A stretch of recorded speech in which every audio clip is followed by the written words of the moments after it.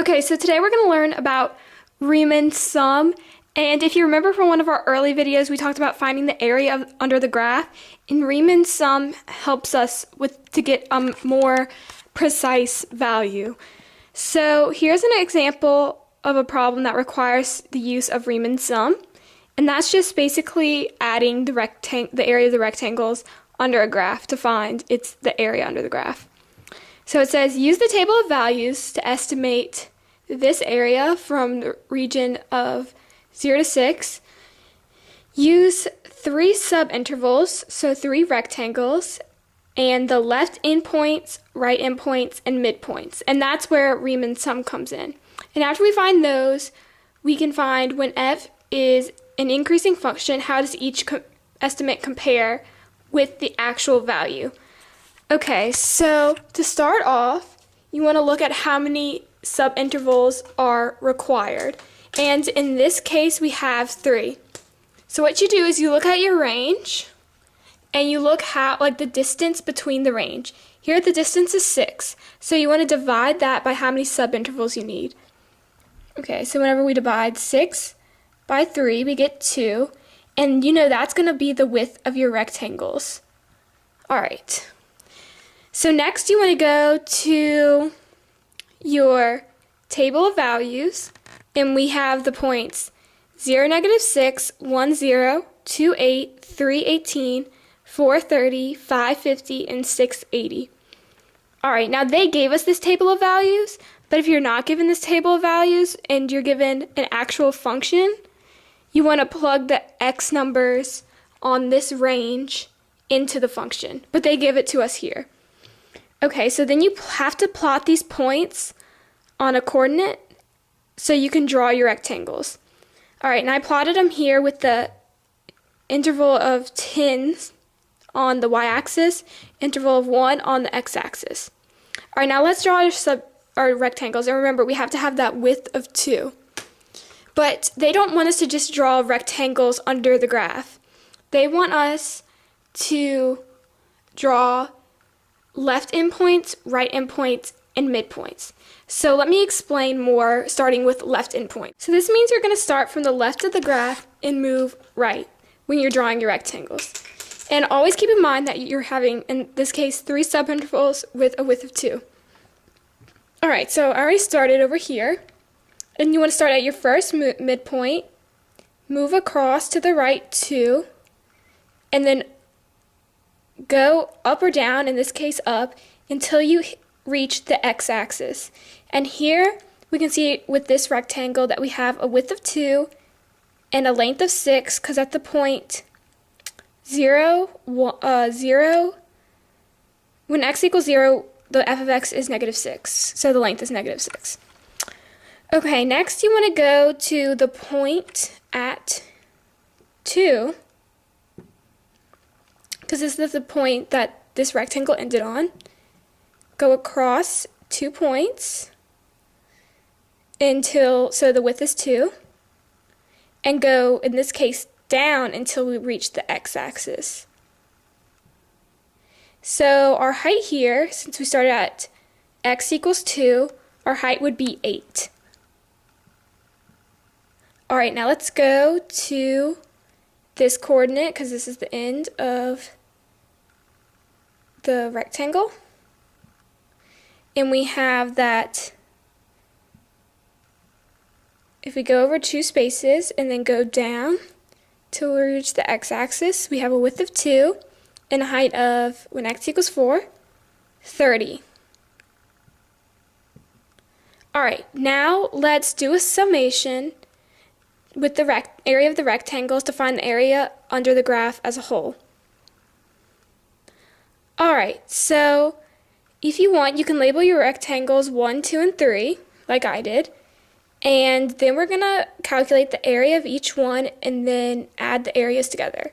So for rectangle 1, we have a length of -6 and a width of 2, so we do -6 times 2 to get -12. Alright, now for rectangle 2, we have a length of 8 and a width of 2, so 8 times 2 is 16. Okay, now we have a length of 30 and a width of 2 for our third triangle. So we plug that in, 30 times 2, to get 60. And if we add that together, this is 4, add that to 60 is 64. So this is our answer to part A that asks for the left endpoints. So, alright, now we're going to estimate this using right endpoints.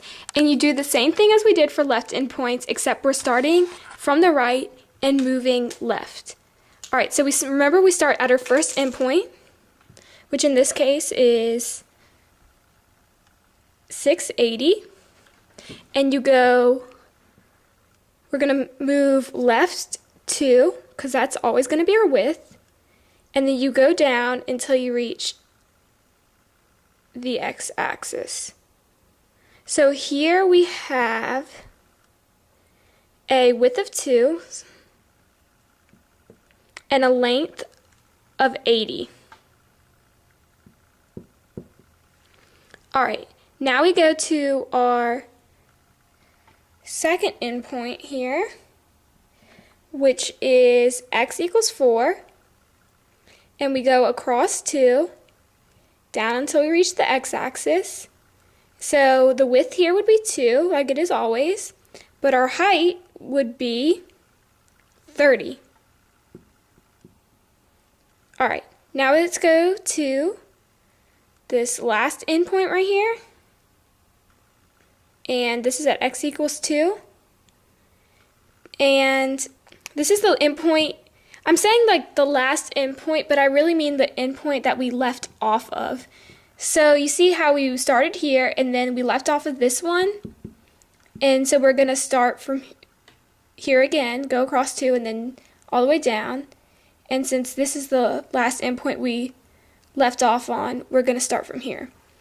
Alright, so you go from x equals 2, across 2, and down until we hit the x-axis. So our length here would be 2, and our height at x equals 2 is 8.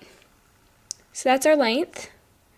And now we're going to do exactly like we did for the left bound, where we found the area of each rectangle and then added up the areas to find the area under the graph. Okay, so for rectangle 1, start over here, we have a width of 2 and a height of 8.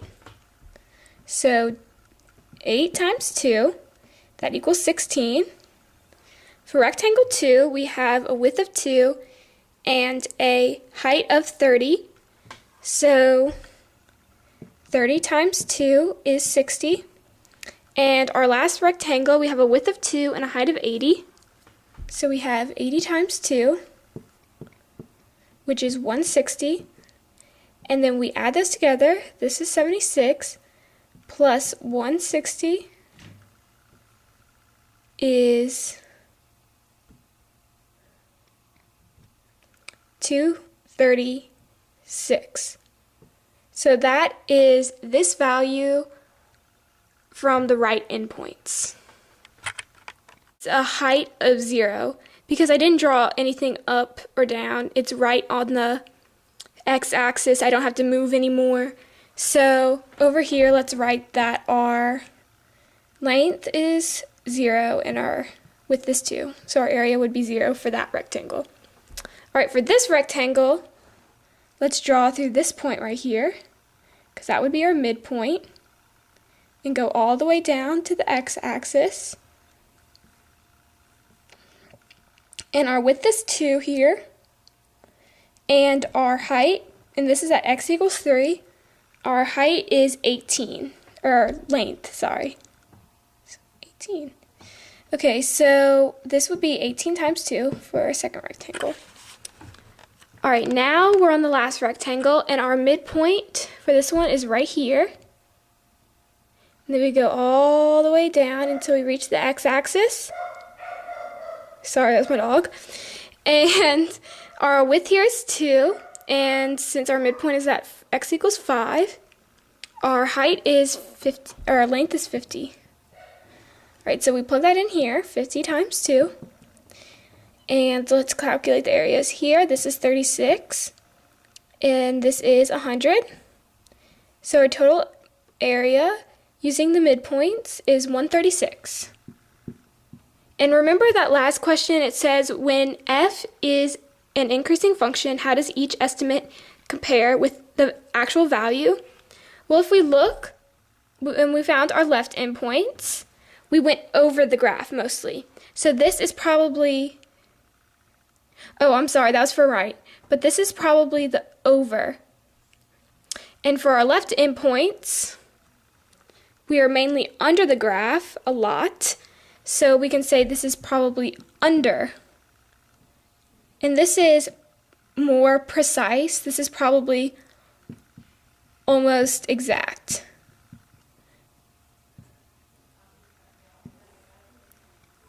And that's our answer using Riemann's sum.